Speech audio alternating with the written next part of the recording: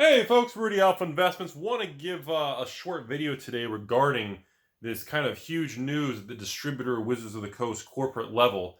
Doesn't affect any of you out there that are just regular players and consumers of Magic, but I at least want people to be informed of a kind of a big deal, kind of a really big deal.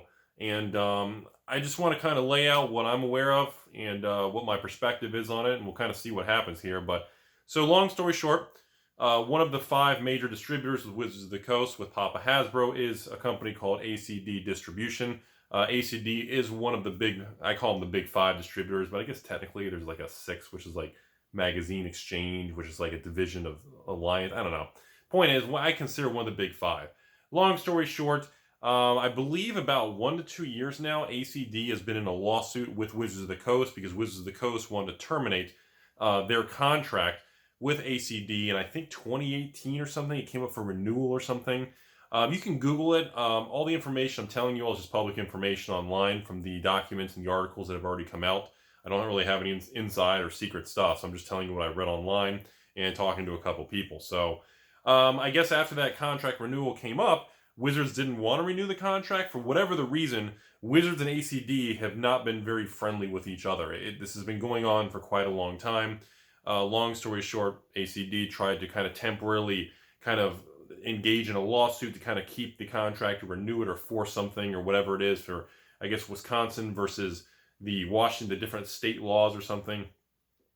Point is, as of last week, and again, I don't know what really happened internally. There's all these rumors and hearsay that ACD was doing shady stuff and shipping stuff overseas. They were literally moving things above the border and like outside the country, breaking a street date or some sort of, I don't know, or leaking inside information. People, I've heard all kinds of stuff.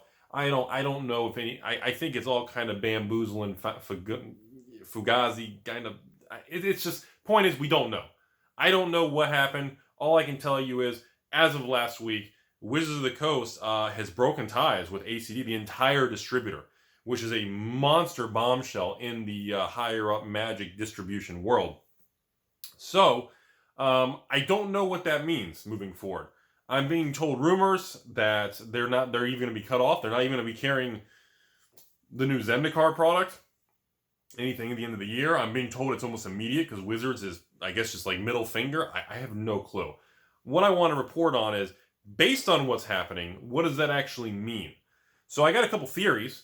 One of my theories is that I estimate there's probably about at least 500 to 1,000 accounts that distributor has, and those stores only have accounts with one distributor.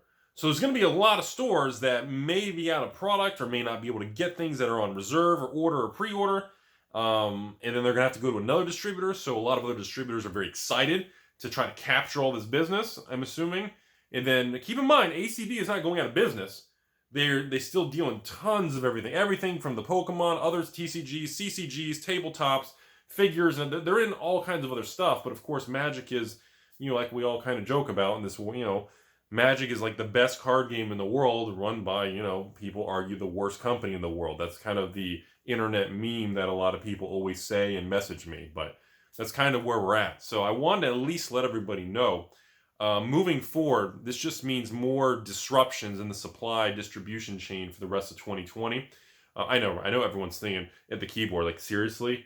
Can 2020, like, is Godzilla going to come down? Literally, at this point, what are we missing, everyone? A Category 10 hurricane, an F-25 level tornado, and I guess an alien invasion. Is that the only thing we're missing? I mean, what else are we missing for 2020? It's unbelievable.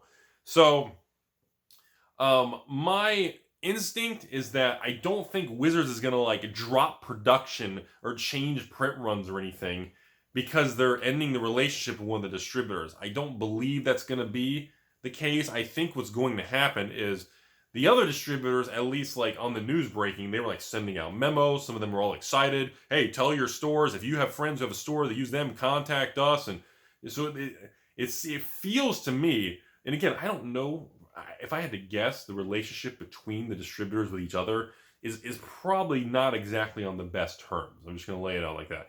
I don't think each distributor, like the other four distributors, kind of hang out with each other on the weekend and play backgammon and checkers and hold hands and walk through Rudy's basement. I don't think that's the case. So I'm going to assume there's going to be kind of like this rush to acquire a lot of the accounts that maybe this distributor had that only purchase, WotC products.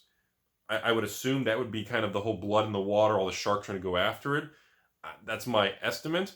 On top of that, I would assume Wizards really isn't going to change any print runs higher or lower, because they're probably going to increase the allocation to the other 4 distributors, right?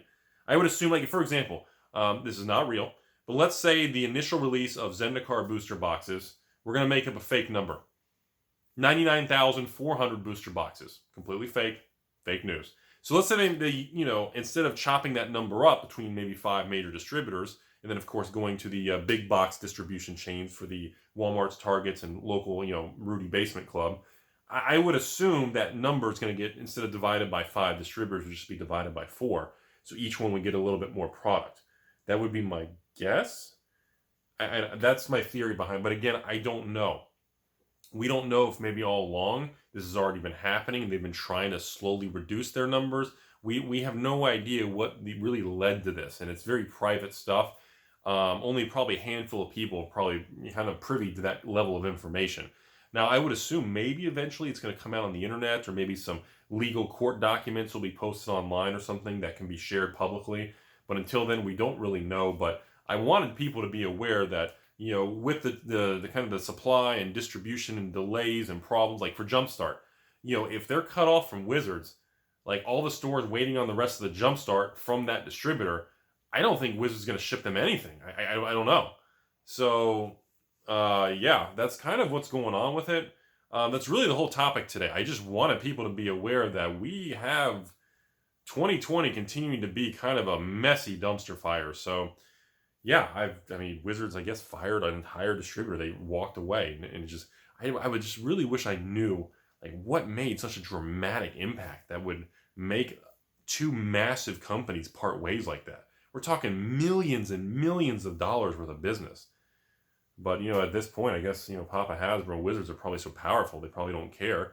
In their boardroom probably just said, well, we'll just take the same product, give each other distributor an extra 20%.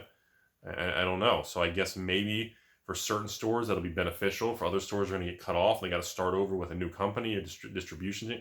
It's really weird, and I don't know what kind of long-term impacts. One final thing before I end the video here. Just keep in mind, the less the quantity of distributors in the world is always a net loss for consumers. For example, if we got down to 1 or 2 distributors, and like Rudy was distributor 1 and Timmy was distributor 2, I would simply just call Timmy up and say, hey, let's just set the price at, instead of $78 a box for stores, let's just set the price at $100. You on board? We both do the same thing, and you can monopolize and cause those antitrust problems, and you can really cause a lot of harm to consumers.